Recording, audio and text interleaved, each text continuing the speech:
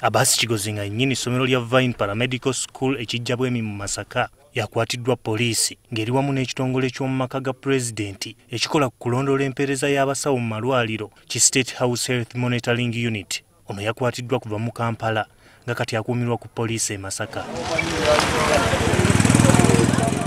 Kino kiddiridde abayizi abaamalira emisomo gyabwe mu ttendekero lino okwagala okweyongerayo n'emisomo ssaako okufuna emirimu wabula ne bakabatema n'empapula zaabwe bwezitatukana na mutindo.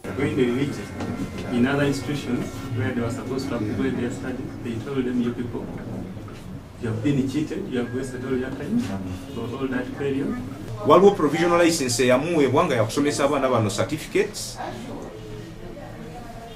tugirabyeko naye ate byeyamukkiriza okuba nga asomesa ate yayingizaamu naki n'amasomo amalala. Okusinziira ku poliisi amasomo agamu agasomesebwa mu ttendekero lino gabadde tegakkirizibwa mu minisitule y'ebyenjigiriza. Bano baakabatemye nti empapula ze balina si ntuufu olw'ensonga nti ettendekero gye baayitira okubanga basoma amasomo gano terina bakuweebwa lukusa. Poliisi era etegeezezza ng'ono bwagguddwako omusango gw'okukozesa olukujjukujju okujja ssente ku bantu.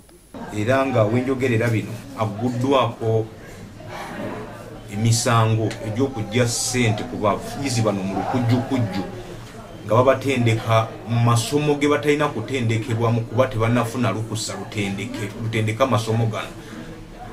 Wabula Abasi Kigozi yeewozezzaako. Nafuna license zange weeziri era nzirabye era nagenda okutandika okusomesa amasomo gano nga nina kye bayita affiliation n'essomero eddala naye obuzibu nti entegeragana yaffe n'essomero eryo yakutukawo ate ono omwami n'agiyambako okulwana entalo zaalyo naye nga license zange weeziri ziri valid era nga nzikiriza okusomesa courses ezo. Tukitegeddeko ng'abayizi abeemulugunya ku nsonga eno bwe bali 14 balamba era nga be beekubira enduulu ku poliisi.